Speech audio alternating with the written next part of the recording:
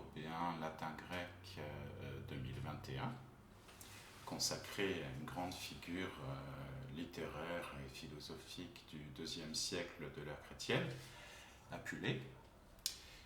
Je m'appelle Emmanuel Plantard, je suis professeur au lycée Saint-Exupéry à Lyon.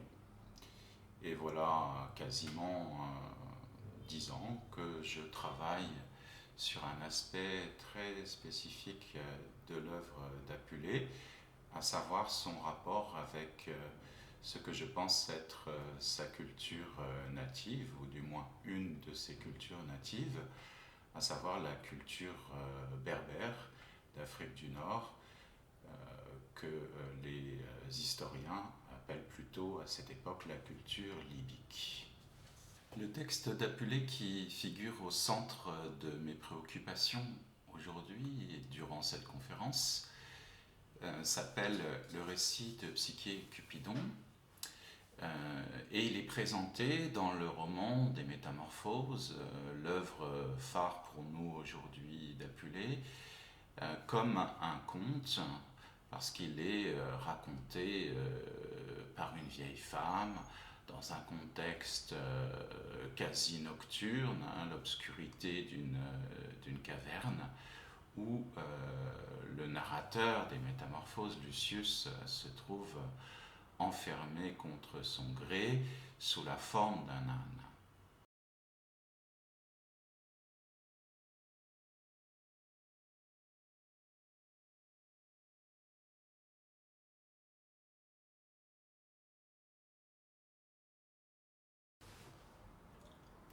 Alors, pour étayer le propos de Dermangem, son hypothèse concernant l'ancrage de Psyché et Cupidon dans la culture native d'Apulée, on peut s'appuyer sur plusieurs éléments. D'une part, Apulée est clairement d'ascendance libyque, berbère, et il le révèle dans le chapitre 24 de l'Apologie, qui est un discours qu'il a prononcé et réécrit plus tard à l'occasion d'un procès qui a eu lieu en 149-150. Dans ce chapitre 24 de l'Apologie, Apulée reconnaît qu'il est demi-numide, demi-gétule. C'est une citation textuelle du passage. Il le reconnaît à son corps défendant dans la mesure où cette origine le dessert dans le procès parce qu'elle pourrait apporter quelque crédibilité à l'accusation portée contre lui, à savoir qu'il aurait usé de magie pour se faire aimer de Pudentilla, la femme millionnaire qu'il a épousée dans la région de Tripoli.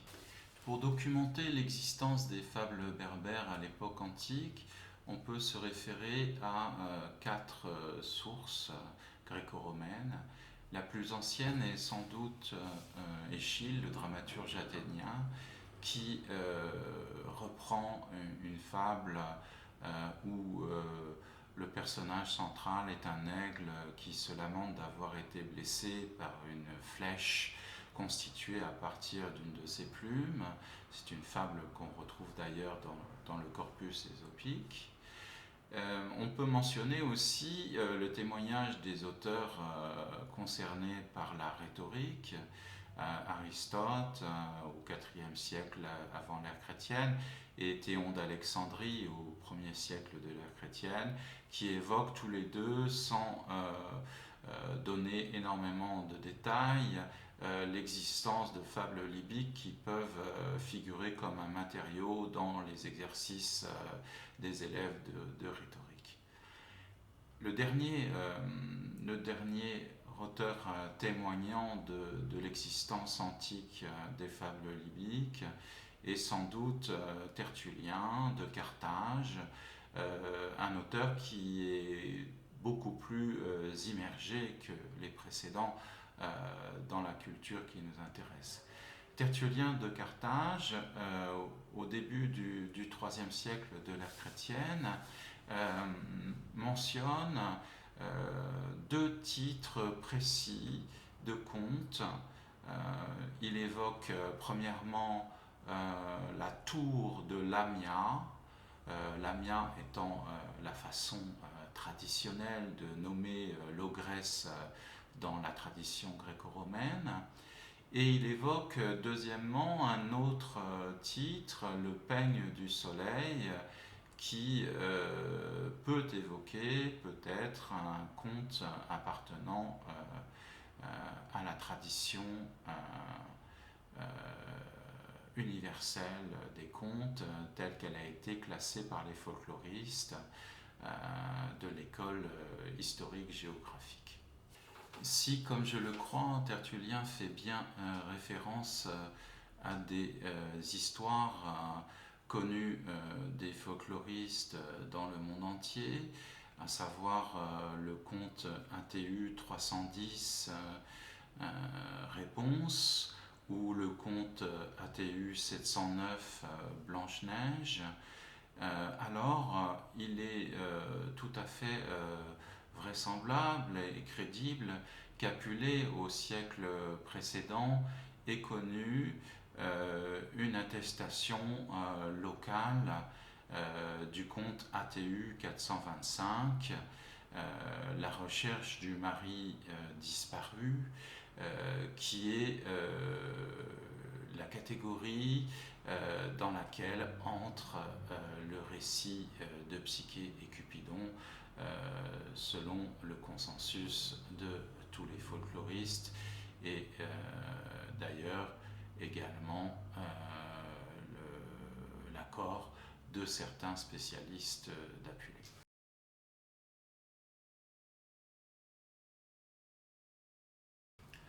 Après une dizaine d'années de recherche, je suis en mesure d'affirmer que le corpus que proposait d'Ermannghem en son temps, en 1945, rappelez-vous, qui était constitué de 9 histoires issues de la littérature orale d'Afrique du Nord, ce corpus aujourd'hui peut être estimé à une soixantaine de versions pour ce qui est du type précis ATU 425 et à une dizaine de versions supplémentaires pour un autre type proche ATU 432 qui permet de compléter le premier corpus d'ATU 425.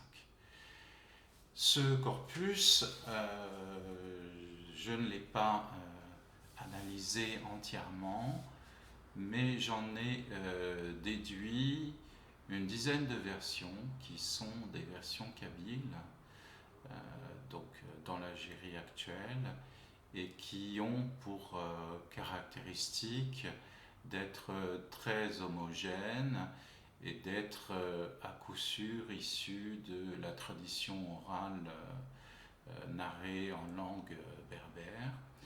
Cette dizaine de versions constitue en quelque sorte le noyau dur de mon corpus et j'ai essayé d'en tirer la substantifique moelle et de le réduire à une trame narrative que je vais partager avec vous ici. L'intrigue centrale est souvent précédée d'un prélude qui est une autre histoire tirée du répertoire oral ou d'un motif bref. Elle commence, dans les versions longues de la tradition kabyle, avec un père en détresse qui devient le débiteur d'un être surnaturel. Il lui promet la main de sa plus jeune fille pour s'acquitter de sa dette. Mais le mariage, dans ces versions longues, peut aussi prendre la forme d'un rapt pur et simple, sans cause réellement explicitée dans le récit.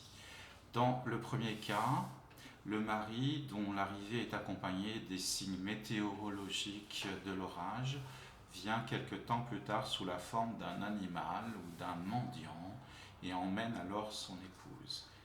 La jeune femme qui est enlevée découvre ensuite un univers domestique enchanteur, comportant un jardin et un palais où ses moindres souhaits sont exaucés par magie. Elle ne connaît pas l'aspect de son mari parce qu'il la retrouve uniquement la nuit et il lui interdit d'allumer une lumière pour le voir. Pourtant, une nuit, elle lui demande de bien vouloir la laisser visiter sa famille, laquelle lui manque. Il accède alors à sa requête et la transporte jusqu'à sa demeure natale. Parfois, il l'accompagne et se métamorphose en animal pour l'épier. La jeune fille est bien sûr fêtée lors de son séjour, mais ne sait quoi répondre lorsqu'on l'interroge sur son mari. Cela éveille bien entendu la suspicion de sa parenté féminine entière, soit de sa mère seule, soit de ses sœurs. On lui conseille le stratagème de dissimuler un luminaire, qui est le plus souvent une lampe à huile ou une bougie, au milieu de la chambre nuptiale, afin d'en avoir le cœur net. Et ce luminaire ne doit être sorti que lorsque la respiration du mari indique un sommeil profond. Parfois, les animaux domestiques ou la voix du mari lui rappellent sa promesse. Elle retourne auprès de son mari. Durant ce retour, certaines versions placent un motif supplémentaire, le mari métamorphosé qui la transporte somme alors l'héroïne de briser les 7 lampes qu'elle a reçues de ses parents. Elle s'exécute en apparence, mais elle en conserve une. Une fois rentrée, après un moment de dilemme, elle met le stratagème à exécution, découvre la beauté enchanteresse de son mari et encourt sa colère. À ce stade, ou bien le mari ramène son épouse chez ses parents, la répudiant ainsi, et l'histoire se termine sur un mode sévère et édifiant. C'est le cas dans certaines versions courtes très minoritaires du corpus kabyle, notamment l'oiseau de l'orage dû au talent de Tao Samrouche, ou bien il retourne chez sa mère, ce qui induit alors la possibilité d'une rédemption. Dans le second cas, c'est-à-dire dans les versions longues, l'épouse le suit de près ou bien doit retrouver sa trace à travers un parcours initiatique. Elle croise alors des bergers ou des éléments de la nature, des arbres, des sources, qui la renseignent sur le trajet de son époux. Elle parvient à la demeure de sa belle-mère, qui est une ogresse. Celle-ci consent à ne pas la dévorer, mais lui impose des épreuves qui sont des tâches féminines impossibles à accomplir en temps limité et parfois dangereuses. Pour chacun de ces travaux, elle reçoit l'aide directe de son mari. Il devient clair que l'ogresse vise la mort de sa bru. Le mari tue alors sa mère avec d'autres ogresses invitées à un banquet de noces ou simplement s'enfuit par les airs avec son épouse. À l'énoncé de ce résumé, on ne peut bien sûr qu'être frappé par l'allure générale du conte qui est analogue par bien des aspects au texte d'Apulée. Ce qui frappe surtout, c'est l'analogie de structure entre les deux récits. Cependant, évidemment, le texte latin d'Apulée est beaucoup plus complexe dans sa technique narrative et implique notamment des changements de point de vue. On passe du côté de Vénus ou du côté de Psyché, des changements de point de vue qui se rattachent bien sûr à la tradition épique et notamment à Virgile. Ces techniques complexes du récit n'existent pas, bien entendu, dans mon corpus kabyle. Le lecteur familier du texte d'Apulée a, en entendant la lecture de cette trame, sans doute la sensation d'une grande familiarité. Il existe bien des traits concordants, bien des motifs, bien des scènes concordantes entre cette trame et le récit du conte de Psyché et Cupidon. Cependant, il existe aussi des différences, notamment en ce qui concerne la grossesse de Psyché, qui n'a pas de contrepartie dans la tradition orale kabyle. Il existe aussi une différence au niveau de la vengeance de Psyché, qui n'est pas non plus un épisode présent dans le texte de la tradition orale. Pour la simplicité du propos, je vais me concentrer sur une analogie. D'abord, l'analogie qui apparaît au moment de la transgression de l'interdit, qui est commun à la tradition kabyle et au texte d'Apulée. Donc Psyché, dans le texte d'Apulée, ne doit pas voir son mari, et pourtant elle transgresse la prohibition qui lui est faite. Cette scène est narrée ainsi par Apulée. Alors, Psyché, dont le corps et l'âme ne sont que faiblesse, puisant des forces dans la cruelle volonté du destin, trouve de la vigueur, sort la lampe, et saisissant le couteau affûté, s'arme d'une audace qui n'est pas celle de son sexe. Mais dès que la lumière eut éclairé tout le mystère du lit, elle voit de tous les monstres le plus charmant, le plus délicieux, l'amour lui-même, le Dieu de grâce gracieusement étendu. Je reprends ici avec une petite modification la traduction classique de Pierre Grimal. Si on compare ce passage avec la manière dont le traite la tradition orale, on peut évoquer par exemple le conte de la rose ardente, dont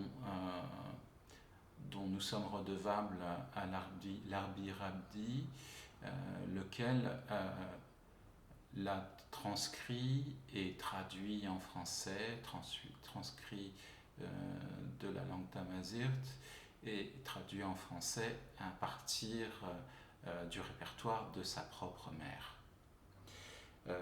Le conte de la rose ardente nous raconte ceci. Ce soir-là, quand son mari, comme à son habitude, demanda à ce qu'elle éteignît la lumière avant qu'il n'entrât, elle prit la lampe sans l'éteindre, la cacha dans une marmite et lui remit le couvercle.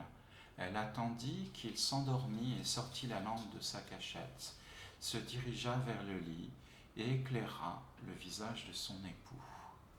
Non contente de voir que l'homme qu'elle avait épousé était bel et bien un être humain et de surcroît d'une incroyable beauté, elle poussa l'audace un peu plus loin en voulant déboutonner sa chemise. Mal lui en prit, sa main un tantinet nerveuse trembla et une goutte d'huile dégoulina de la lampe pour aller tomber sur la poitrine de son homme. Il se réveilla en sursaut. Donc on voit bien qu'il y a une coïncidence vraiment troublante de formulation entre les deux versions, celle qui date du IIe siècle et celle qui a été recueillie à la fin du XXe siècle. Je vais prendre un autre exemple de concordance et d'analogie entre les deux filons, le filon latin et le filon tamazight. Je vais prendre l'exemple d'une épreuve que subit l'héroïne, l'épreuve du tri des graines qui apparaît souvent, mais pas nécessairement, obligatoirement, dans la tradition kabyle. Dans le texte d'Apulée, toujours selon la traduction de Pierre Grimal, on a l'effet suivant. Après ces insultes, elle se précipite sur elle, déchire ses vêtements en plusieurs endroits, lui assène de violents soufflets qui la meurtrissent fort, puis elle fait apporter du blé, de l'orge, du mil, du pavot, des lentilles, des pois chiches, des fèves, les mélange en un seul tas, après quoi elle dit « Je suppose qu'une servante aussi hideuse que toi ne peut se faire bien voir de ses amants qu'en les servant humblement. Je vais maintenant moi aussi faire l'essai de tes talents. Tu vas trier ce monceau de semences mêlées, mettre soigneusement à part chaque catégorie de graines en un tas séparé. Que le travail soit achevé avant le soir et tu me le montreras. » C'est bien sûr Vénus, la déesse, la belle-mère, entre guillemets, de Psyché, qui parle ici. Dans la version kabyle, on a, et là je vais citer une autre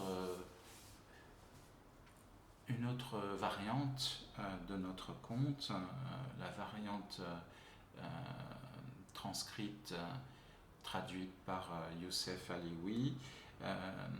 C'est un conte qui est intitulé Bourgeon d'or. Et Bourgeon d'or comporte le passage suivant. L'ogresse courut vers la réserve, ramena un sac de blé, un sac d'orge et un autre de fèves, et les mélangea à de la semoule. Elle en fit un énorme tas au milieu de la pièce. Quand elle eut terminé, elle jeta un mauvais regard sur Clair de Lune en lui disant « Je vais faire le tour de mes terres. Si je ne retrouve pas les différents éléments séparés comme ils l'étaient avant, je te mangerai ainsi que la terre sur laquelle tu marches. » Ici, ce n'est pas Vénus qui parle, bien entendu, mais c'est son équivalent dans la tradition kabyle, à savoir l'ogresse, mère de l'amant et du mari, plus exactement de l'héroïne.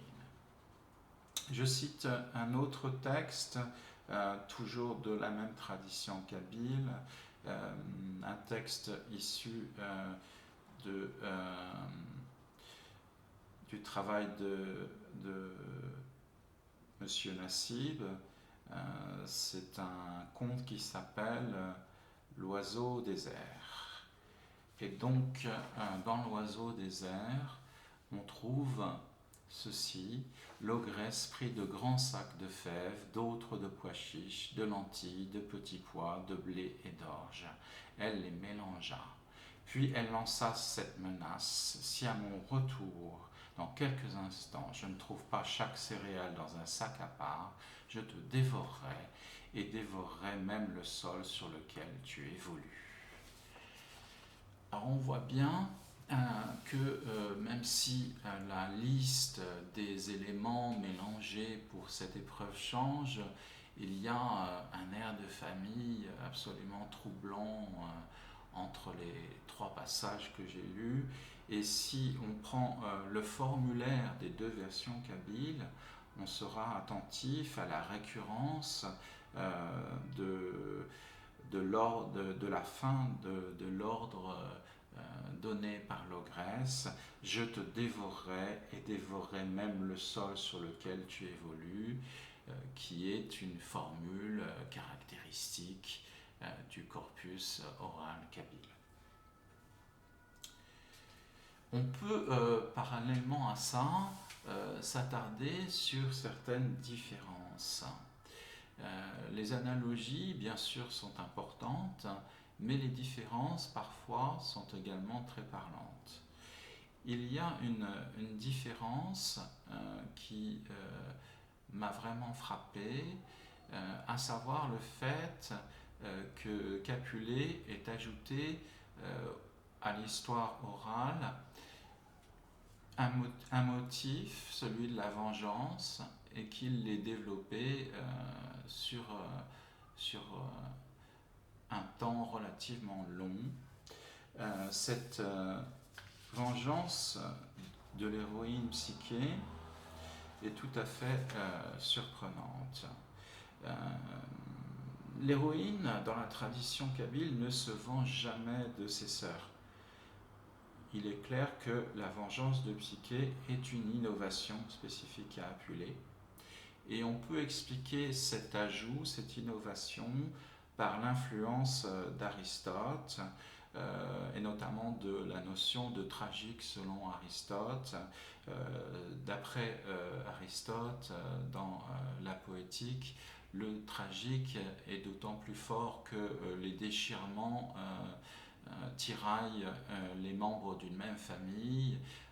Plus les gens sont proches les uns des autres, plus le lien affectif est fort entre eux, plus le tragique est puissant. Et c'est exactement ce que Apulée a cherché à faire, selon moi, en ajoutant cette histoire de vengeance de Psyché. Donc il a ajouté du piment en se référant à Aristote, et notamment au fameux passage de la poétique 1453b. Généralement, les commentateurs sont assez perplexes devant le comportement de l'héroïne Psyché, qui de naïve et simple devient absolument vindicative. Alors on peut noter que l'incohérence psychologique que relèvent les commentateurs s'évanouit à partir du moment où on sait qu'en Afrique du Nord, la trahison entre enfants de la même mère est une transgression, une faute morale qui est des plus graves, sans doute une des plus graves qui existent. Et les contes évoquent fréquemment cette thématique. Il existe un conte, le conte type ATU 872 étoiles, où un frère est induit par son épouse à chasser sa sœur de la maison, à l'abandonner à la mort en pleine forêt, bien qu'il lui doive tout. Le dénouement implique que l'épouse sinistre soit engloutie par la terre et que le frère ingrat lui suive de peu. Tantôt, il se voit pardonner in extremis et se trouve rattrapé par les cheveux ou la barbe. Tantôt, il subit un sort identique à l'instigatrice du crime. Alors ce conte est relativement bien connu à travers la version notamment de Mouloud Mamri. Or, non seulement les sœurs de Psyché dans le texte d'Apulée ne montrent aucune pitié, aucune piété à l'égard de leurs parents, à la différence de Psyché, qui cherche sans arrêt à les consoler lors de ces tristes noces avec un monstre présumé, mais en plus de cela, les sœurs de Psyché se laissent aller à une envie dévastatrice à l'égard de leur Benjamine.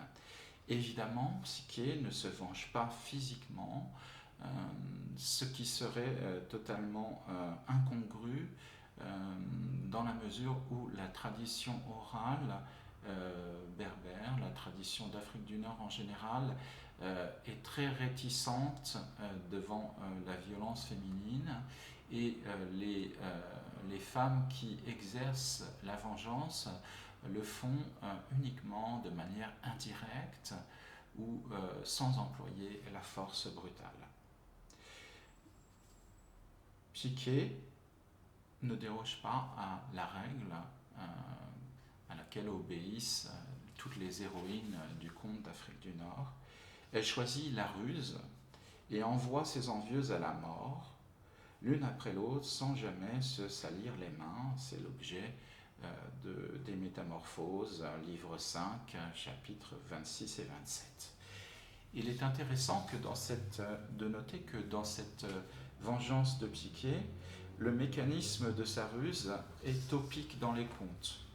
Alors il est fondé sur l'imitation stupide. C'est un motif bien connu dans les contes. Les deux sœurs sont conduites à croire que Cupidon veut les épouser. Aussi veulent-elles utiliser le véhicule qui les a transportées jusqu'au palais magique, à savoir le vent Zéphyr. Quelle n'est pas alors leur déconvenue, puisque la gravité commune les précipite lourdement sur le sol.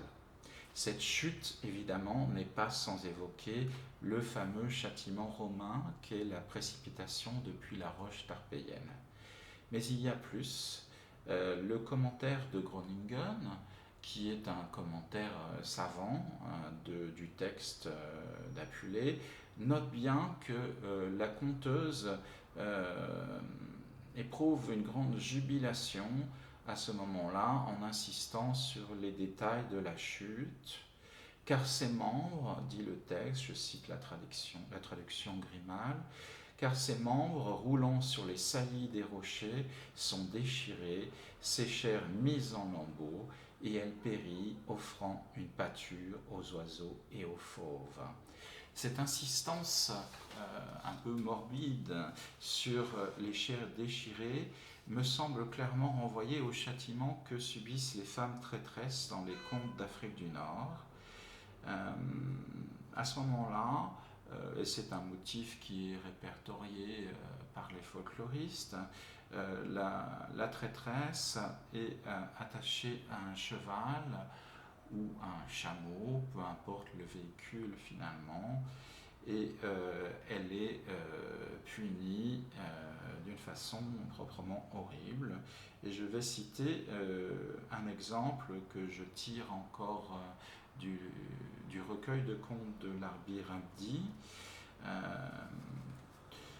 Ils se retournèrent ensuite vers les femmes coupables, et chacun d'eux prit la sienne, l'attacha à la queue de son cheval, et partit d'un long galop, ne manquant pas de passer à travers bois et épines, de telle sorte que leurs corps fussent déchiquetés et que chaque buisson et rocher en prit un lambeau. À la fin de la chevauchée, seuls les restes de leur chevelure pendaient encore aux queues des chevaux. Alors les termes qui sont utilisés dans le passage des Métamorphoses que j'ai cité font d'ailleurs écho à un autre texte, le texte de la mort de Martias dans les Florides. Il s'agit d'une conférence carthaginoise d'Apulée. La référence précise est Floride 3, 12 et 13.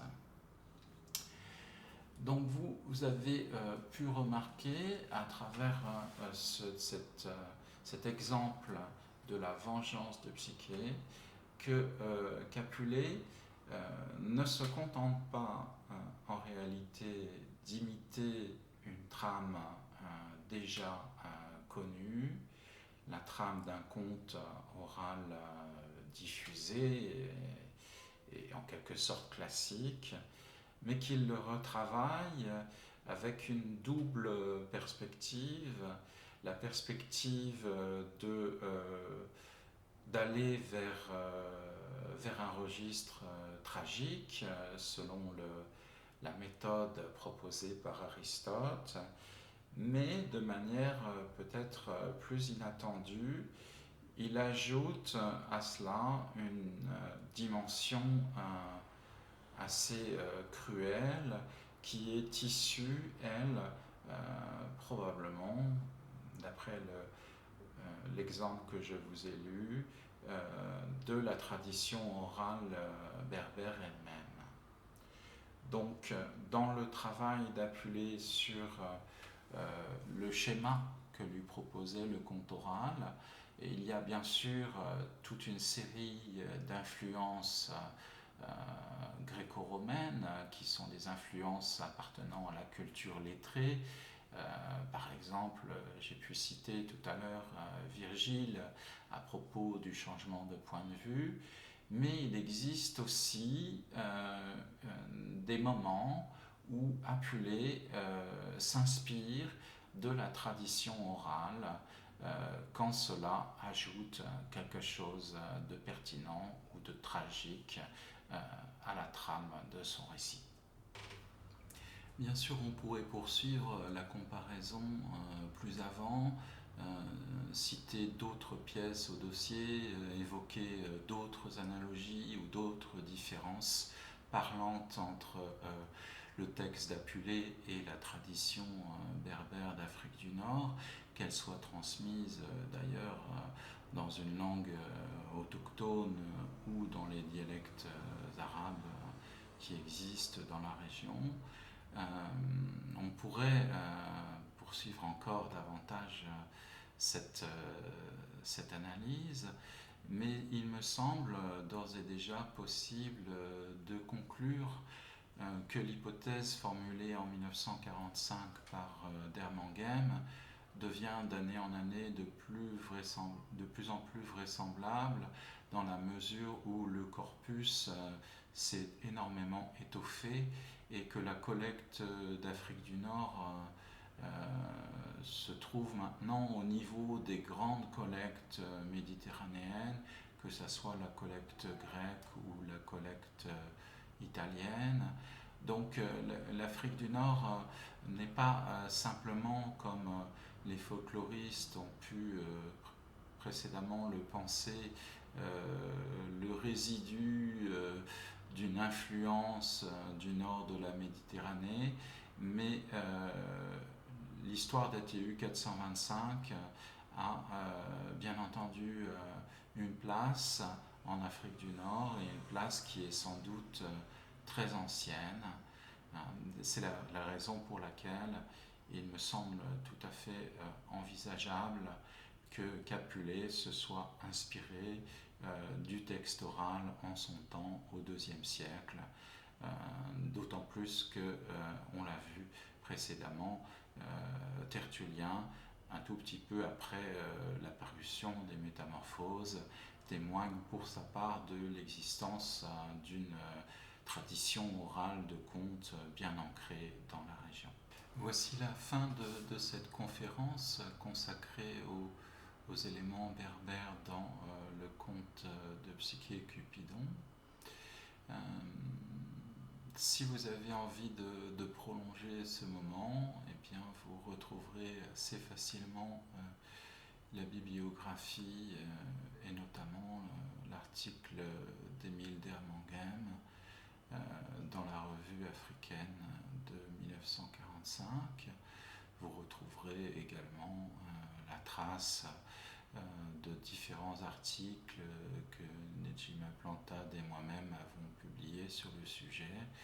Et je veux, pour finir, dire ma gratitude aux organisateurs du festival européen latin-grec qui m'ont donné l'occasion de m'exprimer devant vous sur ce sujet.